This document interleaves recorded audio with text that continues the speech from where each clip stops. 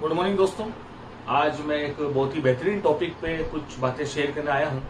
मेरा आप सभी से हाथ जोड़ के निवेदन है कि इस वीडियो को पूरा देखें और अपने जीवन में कुछ एड ऑन करें, और इस एड ऑन करके, इस चीज को एड ऑन करके आप लोगों के जीवन में भी बहुत कुछ एड ऑन कर सकते हैं। चलिए बात करते हैं। अपन टॉपिक पीछे लिखा हुआ ये बेसिक मतलब आधार।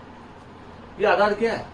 आप एक चीज को समझ के देखिएगा कि जब भी कोई मकान बनना होता है या बिल्डिंग बननी होती है, 1 मंजिला, 10 मंजिला या 50 मंजिला, उसकी नींव अगर मजबूत है तो उसको आप कितना भी बड़ा बना सकते हैं। उसी तरीके से किसी बच्चे को अगर आईएएस की नौकरी करनी है, आरएस की नौकरी करनी है या कोई बड़ी पोस्ट पर जाना है तो कम से कम उसको 12वीं क्लास तक तो पढ़ना ही पड़ेगा, तब जाकर वो जिंदगी के कुछ आगे बड़ा कर पाएगा। ठीक है। अब हम एक चीज समझते हैं कि हम हर चीज की बेसिक को समझते हैं। इसी तरीके से हमारा शरीर भी एक ज्ञान है, एक विज्ञान है जो इन्हीं बेसिक से बना है। अगर हम अपने बेसिक को समझ लें तो शायद आज हम बहुत खुश और खुशहाल जिंदगी जी सकते हैं। चलिए मैं आपको 5 मिनट के अंदर हमारे शरीर के बारे में कुछ बताना चाहता हूं। जब भी किसी बच्चे का जन्म होता है, आप देखिएगा कि एक सेल्स पिता की स्पर्म और एक सेल्स माता की ओवम जब भी मिलती है तो एक सेल का निर्माण होता है जिसको हम जाइगोट कहते हैं। इस चीज को समझना बहुत जरूरी है कि हमारी उत्पत्ति कैसे हुई, हम कैसे आए, हमारे बच्चे कैसे आए। एक सेल माँ की मिली, एक सेल पिता की मिली, एक सेल पिता की मिली, एक सेल माँ की बनी, एक स्पर्म मिला, एक ओवम मिला, क्या बना? जाइगोट। एक सेल्स बनी, 2 सेल मिलकर एक सेल बनी। इन सेल्स में आगे जाके समसूत्री विभाजन, अर्धसूत्री विभाजन होने के बाद एक बच्चे का जन्म हुआ 9 महीने के बाद। अब हम इस बेसिक में आते हैं कि ऐसा क्या है हमारी सेल्स में कि जिस सेल से एक बड़ा इंसान हो जाता है, एक इंसान की उत्पत्ति होती है। चलिए चलते हैं। ये हमारी सेल्स है। हालांकि मेरा सेल्स का खेल एक वीडियो है यूट्यूब पे, इसी चैनल पे, वो उसमें मैंने पूरा सेल्स के बारे में बताया दिया है। आप चाहें तो उस वीडियो को देख सकते हैं, सेल का खेल। मैं तब भी आपको बेसिकली 5 मिनट में एक चीज बताना चाहता हूं जिससे आपकी पिक्चर कुछ क्लियर हो पाए कि बेसिक का क्लियर होना या बेसिक का मजबूत होना कितना जरूरी है। आप देखेंगे कि एक जब ये हमारी सेल्स है, ये ह्यूमन सेल्स है, इस सेल्स में होता क्या है? इस सेल्स में केंद्रक होता है जिसको हम इंग्लिश में न्यूक्लियस कहते हैं। इसका क्या काम होता है? इस केंद्रक के अंदर 10% डीएनए होता है। 10% डीएनए होता है। अब आप समझ ही गए होंगे कि डीएनए क्या होता है। आज मैं जो लंबा हूं, मेरे जो बहाल है, आज जैसा मेरा थोड़ा बहुत व्यवहार है, हालांकि मैंने यहाँ पे बहुत चीज आके एक्वायर्ड की है, लेकिन कहीं ना कहीं मेरे पिता या मेरी माता के कुछ गुण मेरे में आए। तो गुण कैसे आए मेरे अंदर? इस डीएनए के माध्यम से। उसी तरीके से इसी केंद्र के पास में एक एंडोप्लाज्मिक रेटिकुलम नाम का एंडोप्लाज्मिक रेटिकुलम होता है। इसका क्या काम होता है? इस पे कुछ छोटे छोटे ऐसे तत्व होते हैं जिसको हम इंग्लिश की कहते हैं राइबोसोम। इसका क्या काम होता है? हमारे शरीर में प्रोटीन का निर्माण। आप एक बात को सोच के देखिए, आप प्रोटीन खा पा रहे हैं ना खा पा रहे हैं, लेकिन आपका बॉडी कितना, आपका शरीर कितना आपके लिए चिंतित है कि वो आपको राइबोसोम के माध्यम से प्रोटीन बना के दे रहा है। एंडोप्लाज्मिक रेटिकुलम पे जहां राइबोसोम लगा होता है वो प्रोटीन का निर्माण करता है, और जहां पे कुछ नहीं लगा होता है, जहां खाली पार्ट होता है, वहां फैट का निर्माण होता है। फैट यानी वसा। इस कारण से अधिकतर लोग मोटे होते हैं, कुछ लोग पतले होते हैं, क्योंकि फैट का निर्माण कहां होता है? यहाँ होता है। उसी तरीके से इसी सेल्स के अंदर माइटोकॉन्ड्रिया होती है, इसको माइटोकॉन्ड्रिया कहते हैं। माइटोकॉन्ड्रिया हमारे शरीर में एनर्जी को बनाने का कार्य अगर कोई करता है तो माइटोकॉन्ड्रिया करता है। मेरे अंदर जो इतनी एनर्जी है, मैं इतनी एनर्जी से बोल पा रहा हूं, वो सारा काम कौन कर रहा है? माइटोकॉन्ड्रिया करता है। और इसी सेल्स के अंदर एक छोटा तत्व और होता है जिसको हम गोल्जी बॉडी कहते हैं। इसका क्या कार्य होता है? एक धावक भागता है, उसको एनर्जी कहां चाहिए? पाँव में। एक मजदूर हाथों से काम करता है, उसको एनर्जी कहां चाहिए? हाथों में। मैं आपके सामने बोल रहा हूं, मुझे एनर्जी कहां चाहिए? हाथों में। तो जो एनर्जी माइटोकॉन्ड्रिया द्वारा बनाई जा रही है, उस एनर्जी को संपादित करने का कार्य, हर जगह पहुंचाने का कार्य क्या करता है? Golgi body. उसी तरीके से हम कहते हैं कि इस पूरे संसार में 70% पानी है। उसी तरीके से हमारे शरीर में भी 60 से 70% पानी होता है। आप इमेजिन कर सकते हैं कि हमारे शरीर में 70% पानी होता है? बिल्कुल इमेजिन कर सकते हैं। क्यों? हमारी हर सेल्स के अंदर छोटे छोटे वेक्यूल्स होते हैं, इनको वेक्यूल्स कहते हैं। इनके अंदर 70% के करीब पानी होता है। 60 to 70% पानी हमारे व्हीकल्स में होता है। अब आप मुझे बताइए कि इस सेल से बाहर जाने की कहां आवश्यकता है? हम जो कुछ हैं हमारे माँ के द्वारा है, वो डीएनए के माध्यम से हमारे पास पहुंच गए। हमारे शरीर में प्रोटीन का निर्माण राइबोसोम करता है, फैट का निर्माण एंडोप्लाज्मिक रेटिकुलम पे ये पार्ट करता है, एनर्जी का निर्माण ये करता है, एनर्जी को पहुंचाने का कार्य गोल्जी बॉडी करता है, और वाटर का काम वेक्यूल्स करता है। मतलब हमारे सारे काम तो एक सेल्स ने कर लिए।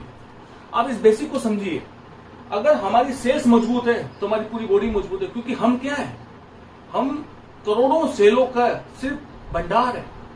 हम सिर्फ इतनी सारी सेलों का भंडार है। कैसे?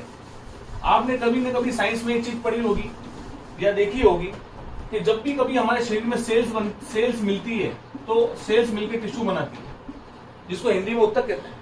ये टिश्यू मिलकर हमारे बॉडी के ऑर्गन बनाते हैं। जितने भी ऑर्गन है हमारे, लीवर, लंग्स, किडनी, ये सारे हमारे ऑर्गन है। हमारे शरीर में 78 ऑर्गन्स होते हैं, और ये ऑर्गन बन के हमारे बॉडी का निर्माण करते हैं। ऑर्गन, देन ऑर्गन का सिस्टम, देन बॉडी। उसी तरीके से हमारा मकान कैसे बनता है? एक ईंट जब बहुत सारी मिलती है तो क्या बनाती है? दीवार। दीवार जब मिलती है तो क्या बनाती है? कमरा। और कमरा जब मिलता है तो क्या बनता है? घर। तो जिस तरीके से एक घर का निर्माण मात्र एक ईंट की शुरुआत से हुई थी, उसी तरीके से हमारा शरीर का निर्माण भी एक सेल से हुआ। ये सेल्स मिली, टिश्यू बने, उत्तक बने, उत्तक मिले तो ऑर्गन बना, ऑर्गन बने अंग बना, अंग से अंग सिस्टम से होता हुआ क्या बना? हमारा बॉडी। मतलब आज इस बेसिक को समझने की बहुत आवश्यकता है कि सारा खेल जो है वो सेल का है। और सेल के बारे में मेरा 37 मिनट का वीडियो है, सेल का खेल, उसको पूरा देखिएगा। उसमें मैंने पूरा डिस्क्राइब कर रखा है कि सेल कैसे काम करती है हमारी बॉडी के अंदर। चलिए अब आगे चलते हैं। कुल मिला के मेरा कहने का तात्पर्य सिर्फ इतना सा था कि आपको ये चीज जरूर समझ में आ गई कि सेल्स का कितना बड़ा रोल है। अगर हमको जीवित रहना है, अगर हमको स्वस्थ रहना है, तो हमारी सेल्स को जीवित रखना पड़ेगा। आप एक चीज को सोचिए, cells weak then body weak, cells dead then body dead, cells strong that your body strong. तो हर काम सेल का। अब आप इस चीज को समझना, मैं आपको एक बहुत अच्छी चीज बताने जा रहा हूं कि हमारी सेल्स को जीवित रखना बहुत आवश्यक है। आपको जान के 89.99% causes of disease and disorder due to only lack of oxygen and blood circulation. हमारे शरीर में 99% बीमारी होने का जो मेन कारण वो होता है, एक तो हमारे शरीर में ऑक्सीजन की कमी है, और दूसरा हमारा ब्लड या ब्लड सर्कुलेशन सही नहीं है। कैसे? आप इस चीज समझने की कोशिश करना। मैं आपको एक सिंपल वे बताता हूं या पूछता हूं, आज हमारे शरीर को अगर 7-8 दिन तक खाना ना मिले तो हम क्या जीवित रह सकते हैं? बेशक रह सकते हैं। आज हमारे शरीर को अगर 3 से 4 दिन तक अगर पानी ना मिले, हम जीवित रह सकते हैं? रह सकते हैं। लेकिन हमारे इसी शरीर को अगर 1 मिनट तक ऑक्सीजन ना मिले, क्या हम जीवित रह सकते हैं? नहीं सकते। आप सोच के देखिए, जो चीज फ्री मिल रही है उसकी वैल्यू कितनी है। आप खाने के बिना रह सकते हैं, आप पीने के बिना रह सकते हैं, लेकिन ऑक्सीजन के बिना शायद 1 मिनट भी अपना जीवन नहीं जी सकते। मतलब ऑक्सीजन का हमारे शरीर के लिए कितना बड़ा रोल है। मैं आपको ये बताना चाहता हूं कि हमारे हर सेल्स की मेन खुराक अगर कोई कुछ होती है तो वो सिर्फ ऑक्सीजन होती है। आप इस चीज की बेसिक को समझने की कोशिश करिएगा। हमारी हर सेल, हमारा सेल्स करोड़ों सेलों से बना हुआ, हम सिर्फ करोड़ों सेल्स हैं, मगर हमारी हर सेल्स को किस चीज की सबसे ज्यादा रिक्वायरमेंट है? उस ऑक्सीजन की जो फ्री में मिल रही है। उसके बिना हम 1 मिनट नहीं रह सकते। अब आप एक चीज सोच के देखना, मैं आपके सामने एक ये मोमबत्ती है, इस बेसिक को समझना। ये मोमबत्ती है, इसलिए मोमबत्ती जल रही है। आज इस मोमबत्ती जब जो जल रही है, इस मोमबत्ती को आप किसी भी बर्तन के माध्यम से ढक दीजिए, ऊपर से किसी भी बर्तन के माध्यम से ढक दीजिए। आप क्या मानते हैं? बर्तन, किसी भी बर्तन से आपको ढक दिए, कैसे स्टील के, कांच के बर्तन ढक दीजिए, आप क्या मानते हैं कि ये आग तब भी जलती रहेगी अंदर? नहीं सर। जब तक जितनी मात्रा में उस बर्तन में ऑक्सीजन थी तब तक वो मोमबत्ती जलती रही। जैसे ही ऑक्सीजन की कमी हुई या ऑक्सीजन खत्म हुआ, वो मोमबत्ती बुझ जाएगी। क्यों? ऐसी कौन सी साइंस काम करती है? यानी किसी आग को भी जलने के लिए किस चीज की सबसे ज्यादा आवश्यकता है? इसी ऑक्सीजन की। तो इसी ऑक्सीजन की आवश्यकता आपके शरीर को भी है। कैसे, इस चीज को समझने की आप कोशिश करिएगा। जब भी हम खाना खाते हैं, आप इस बेसिक को समझना। आज हम कहते हैं कि शुगर के पेशेंट बहुत बढ़ रहे हैं, बीपी के पेशेंट बहुत बढ़ रहे हैं, पैरालिसिस के पेशेंट बहुत बढ़ रहे हैं, कैंसर के पेशेंट बहुत बढ़ रहे हैं। उसका आज मैं बेसिक बताना चाहता हूं आपको, क्यों बढ़ रहे हैं। कारण बहुत सारे हो सकते हैं, लेकिन जो बेसिक कारण जो मैंने जाना, जो मैंने सीखा, जो मैंने समझा, वो मैं आपको सामने पेश करना चाहता हूं। आप इस चीज को समझिए कि आज शुगर के पेशेंट, डायबिटिक के पेशेंट बहुत बढ़ रहे हैं।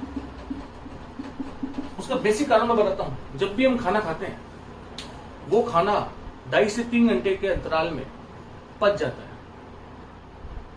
जब हम खाना खाना शुरू करते हैं, तब हमारे यहाँ पे जो अनुमस्तिष्क है, मेडुला ऑब्लोंगेटा है, ये पेनक्रियाटिक सेल्स को दिशा देता है, दिशा निर्देश देता है कि भैया खाना आ गया है, इंसुलिन का सीक्रेशन करना चालू कर देना। इससे क्या होगा, जब तक आपका खाना पचेगा, वो खाना जब ग्लूकोज में कन्वर्ट होगा, तब तक पेनक्रियाटिक सेल इंसुलिन का सीक्रेशन कर लेगी। और जब इंसुलिन सेल जब इंसुलिन हार्मोन पेनक्रियाटिक सेल से सीक्रेट होगी, तो उस ग्लूकोज के अणु को किस में कन्वर्ट कर देगी, एनर्जी में। जिस कारण से आज हम इतना सब कुछ कर पा रहे हैं, इतने मजबूत है। आप अब एक कल्पना करना कि आपने जो खाना खाया उसका ग्लूकोज बना, और यहां से इंसुलिन, पेनक्रियाटिक सेल से इंसुलिन का निर्माण हुआ। इंसुलिन भी सही मात्रा में बन रहा है, ग्लूकोज भी सही मात्रा में बन रहा है, उसके बावजूद भी लोग डायबिटिक होते जा रहे हैं। क्यों?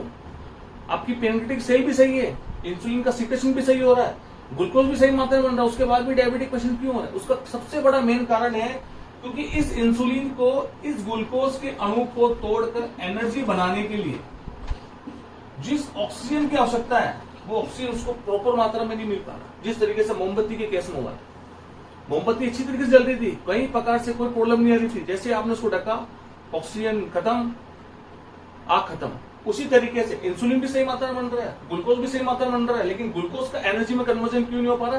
क्योंकि उस इंसुलिन को, उस ग्लूकोज को एनर्जी में कन्वर्ट करने के लिए जिस लेवल की ऑक्सीजन बॉडी को चाहिए थी, वो ऑक्सीजन उसको नहीं मिल पा रही है। और यही सारा केस, मैंने एक एग्जांपल आपको डायबिटिक से लिया है, यही सारा खेल एक जो पैरालिसिस का पेशेंट होता है उसके साथ भी होता है, एक हार्ट अटैक का जो पेशेंट होता है उसके साथ भी होता है।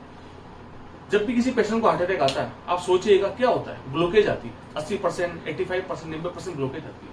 उसका ब्लॉकेज होने का मेन कारण तो ये बिल्कुल आपने सुना ही है कि, और सच भी है कि ब्लड सर्कुलेशन का पास नहीं होना। ब्लड सर्कुलेशन का पास नहीं होना, ये तो एक बहुत बड़ा कारण है, लेकिन उस ब्लड सर्कुलेशन जो हार्ट तक पहुंच रहा था, उसमें ऑक्सीजन जाना भी बंद हो जाती है। इस कारण से प्रॉब्लम ज्यादा देर नहीं होती है। आज कैंसर सेल क्यों उत्पन्न होती है, उसका मेन कारण क्या है? जिस शरीर के जिस पार्ट में अगर ऑक्सीजन नहीं जाएगी, आप सोच के देखिए, उस सेल का मेन खुराक क्या था? वो ऑक्सीजन तो थी। जब ऑक्सीजन नहीं जाएगी तो सेल्स क्या होने लगेगी, मरने लगेगी। और जब वो सेल मरने लगेगी तो अल्टीमेटली आपके साथ क्या होगा? आपको बड़ी बड़ी बीमारियां होने का खतरा हो सकता है। तो इससे हम ये समझते हैं कि आज हमारे शरीर के लिए ऑक्सीजन का कितना बड़ा रोल है। आप इस चीज को समझिए। तो 99% बीमारी होने का मेन कारण क्या है? Oxygen, blood and blood circulation. अब हम यहाँ पे हमारे एक प्रोडक्ट के आते हैं। हम कहते हैं कि हमारा गैनोडर्मा लूसिडम जो हो, जिसे जड़ी बूटियों का राजा कहा जाता है, इसको लेना चाहिए। क्या करता है गैनोडर्मा लूसिडम? आपको जान के ये खुशी होगी, जितने भी डीएक्सन के डिस्ट्रीब्यूटर हैं, कि इसी गैनोडर्मा लूसिडम के अंदर 400 से ज्यादा एक्टिव एलिमेंट्स होते हैं। दूसरी बात, इसे जड़ी बूटियों का राजा क्यों कहा जाता है? इसको जड़ी बूटियों का राजा इसलिए कहा जाता है क्योंकि हमारी ये हर सेल्स पे जाके काम करता है। हमारे अंदर जो करोड़ों सेल्स हैं, उस एक एक सेल्स पे जाके ये काम करता है और हमारी उस हर सेल्स को क्लीन करता है, बैलेंस करता है, रीजनरेट करता है। अब आप सोच के देखना, इसमें इतने 400 एक्टिव एलिमेंट्स, 400 से ऊपर एक्टिव एलिमेंट्स हैं। मैं आपके सामने एक ही एक्टिव एलिमेंट्स की बात करना चाहता हूं, उसका नाम है ऑर्गेनिक जर्मेनियम। आप गूगल पे, यूट्यूब पे जाकर देख लीजिएगा, मैं ज्यादा लंबा नहीं बताऊंगा, शॉर्ट में बताऊंगा। ऑर्गेनिक जर्मेनियम का एलिमेंट्स की सबसे अच्छी बात ये होती है, ये हमारे शरीर के अंदर जाकर हमारे शरीर में ऑक्सीजन कैरिंग कैपेसिटी को बढ़ा देती है। अगर आप गैनोडर्मा से संबंधित चाय, कॉफी या आरजीएल खाते हैं, ये आपके शरीर में किस चीज के लेवल को बढ़ा देगी? ऑक्सीजन कैरिंग कैपेसिटी की। हम कहते हैं ना कि सुबह सुबह योगा करना चाहिए, प्राणायाम करना चाहिए। क्यों करना चाहिए? जितना हम ऑक्सीजन इंटेक्ट करेंगे, उतना ऑक्सीजन हमारी बॉडी के हर पार्ट में जाएगा। लेकिन इसको अगर साथ में ले लेंगे तो जिस पार्ट तक अगर ऑक्सीजन नहीं जा पा रहा है, इसमें ऑर्गेनिक जर्मेनियम होने के कारण वो ऑक्सीजन आपके हर सेल तक पहुंच जाएगा जहां तक उसको जाना है। तो कितना मतलब अद्भुत कार्य है इस गेनोडर्मा लूसिडम का, आप सोच के देखिए। ठीक है, अब बनाते हैं कि हमारे शरीर का सबसे महत्वपूर्ण घटक क्या होता है। अभी मैंने बात की थी 99% बीमारी का मेन कारण जो होता है वो ऑक्सीजन होता है, ब्लड एंड ब्लड सर्कुलेशन होता है। उसी तरीके से हमारे शरीर का सबसे अगर महत्वपूर्ण अगर घटक कोई है तो आपको जान के खुशी होगी कि वो महत्वपूर्ण घटक अगर कोई होता है तो वो होता है ब्लड। क्यों? मैंने आपको जैसे बताया था कि हमारे शरीर में 78 ऑर्गन्स होते हैं, सारे ऑर्गन्स ओके हैं, अगर उन तक ब्लड ना पहुंचे तो वो ऑर्गन बच पाएंगे नहीं। हमारे शरीर का सबसे मेन घटक होता है ब्लड, जो हमारे 78 ऑर्गन्स को जोड़ के रखा है, उन 78 ऑर्गन को जोड़ता है। दूसरी बात, वो हर सेल्स तक, हर ऑर्गन की सेल्स तक ब्लड के माध्यम से ऑक्सीजन को ले जाता है। अगर ब्लड की बात की जाए तो ब्लड तीन तरीके से विभाजित होता है। एक तो होता है उसमें आरबीसी, एक होता है डब्ल्यूबीसी, एक होता है प्लेटलेट्स। डब्ल्यूबीसी 10,000 के करीब होते हैं, प्लेटलेट्स 2 लाख के करीब होती है और आरबीसी 50 लाख के करीब होती है। क्या होता है आरबीसी? रेड ब्लड कार्पोल सेल्स। इसका क्या काम होता है? इसी आरबीसी में जो 50 लाख होती है, इसी आरबीसी में एक हीमोग्लोबिन नाम का एक प्रोटीन होता है। ये प्रोटीन क्या करता है? इस प्रोटीन के अंदर आयरन नाम का एक एलिमेंट होता है, Fe, आयरन नाम का एलिमेंट होता है। ये आयरन क्या करता है? ये आयरन का अणु ऑक्सीजन के एक अणु से जुड़कर उस ऑक्सीजन के अणु को प्रत्येक सेल तक ले जाता है। प्रत्येक ऑर्गन की कोशिका की मतलब उत्तक की कोशिका तक ले जाने का कार्य कौन करता है? ये आयरन का अणु। यानी कि आपने काफी लोग ऐसे देखे होंगे कोरोना काल के अंदर कि उनको बहुत ज्यादा प्रॉब्लम्स आई। उसमें मेन कारण तो ऑक्सीजन की कमी थी जो थी, उसके अलावा ऑक्सीजन की और कमी होने का कारण ये था कि उनके शरीर में हीमोग्लोबिन की कमी थी। एक एक्चुअल मेन में कम से कम 12 से 15 ग्राम पर डेसीलीटर हीमोग्लोबिन होना चाहिए, लेकिन जिसका 8 या 9 या 10 है, तो सोच के देखिए जब उसका हीमोग्लोबिन कम होगा तो उसके शरीर के अंदर आरबीसी की संख्या कम होगी। क्योंकि आरबीसी में 50 लाख आरबीसी के अणु होने चाहिए, तो जब 50 लाख में होंगे, 30 लाख होंगे, 20 लाख होंगे, तो जितनी बात हीमोग्लोबिन कम होगा। हीमोग्लोबिन कम होगा तो आयरन कम होगा, और आयरन कम होगा तो ऑक्सीजन के अणु को वो पकड़ नहीं पाएगा, और जब ऑक्सीजन के अणु को ढंग से नहीं पकड़ पाएगा या कम पकड़ पाएगा तो आपके शरीर तक क्या सबसे कम मात्रा में पहुंचेगी? ऑक्सीजन कम मात्रा में पहुंचेगी। हमारे शरीर में जैसा कि आप सभी रिएक्शन डिस्ट्रीब्यूटर इस चीज को अच्छी तरीके से समझते होंगे, हमारे शरीर में अगर ब्लड के लेवल को बढ़ाना है तो हमारा सबसे बेहतरीन प्रोडक्ट क्या है? हमारा सबसे बेहतरीन प्रोडक्ट है स्पाइरुलिना। इसके वजह से बहुत सारे काम है, जिस तरीके से गेनोडर्मा कहते हैं, लेकिन मैंने कुछ नहीं बताया, उसी तरीके इसके बहुत सारे काम है। लेकिन इसका जो मेन काम है, बहुत सारे काम में इसका जो एक मेन काम होता है वो क्या होता है? हीमोग्लोबिन के लेवल को बढ़ाना, आयरन को बढ़ाना। तो जब हीमोग्लोबिन का लेवल बढ़ेगा, आयरन का लेवल बढ़ेगा, तो आपके शरीर में इनडायरेक्टली और क्या बढ़ेगा? ऑक्सीजन। आप अपने शरीर को गेनोडर्मा देकर ऑक्सीजन के लेवल को बढ़ा रहे हैं, हर सेल तक ऑक्सीजन को पहुंचा रहे हैं। उसी तरीके से आपके शरीर को स्पेलुना कैप्सूल पाउडर या टैबलेट देकर भी आपके शरीर में सबसे ज्यादा क्या मात्रा में बढ़ रहा है? ऑक्सीजन बढ़ रहा है। तो मेरा कुल मिला के आज टॉपिक लेने का जो मेन कारण था कि 99% बीमारी होने का जो कारण होता है, हमारे शरीर में जो पेन होते हैं, उसका मेन कारण होता है oxygen, blood and blood circulation. Oxygen की कमी को दूर करने के लिए आपके पास दुनिया का सबसे बेहतरीन प्रोडक्ट गेनोडर्मा लूसिडम लाल मशरूम है, जिस जड़ी बूटी का राजा कहा जाता है। और हमारे शरीर के अंदर हीमोग्लोबिन को बढ़ाने के लिए, फास्टेस्ट हीमोग्लोबिन को बढ़ाने के लिए अगर कोई प्रोडक्ट है तो वो स्पाइरुलिना है। मेरा निवेदन है कि अगर आज प्रत्येक व्यक्ति अगर गेनोडर्मा की चाय, कॉफी, आरजीजीएल साथ में स्पन्ना के 6 कैप्सूल जितनी पॉकेट अलाउ करती है अगर लेता है, तो मुझे ऐसा लगता है कि 99% या 95% बीमारियां आपके शरीर से इजी वे में चली जाएगी। क्योंकि जो मेन कारण हमने देखा बीमारी का, तो उसका जो तोड़ अगर हम अपने कर लें, हमारे सेल्स को मजबूत कर लें। क्योंकि मैं वापस एक बात बोलूंगा, सेल्स वीक तो body weak, cells dead then body dead, and cell strong तो बॉडी स्ट्रॉन्ग। बस मेरा इतना सा ही कहने का था। प्लीज इस चीजों को आप समझने की कोशिश करिएगा। मैं नेक्स्ट टाइम और इससे बेहतरीन वीडियो आपके सामने पेश करूंगा। Thank you so much.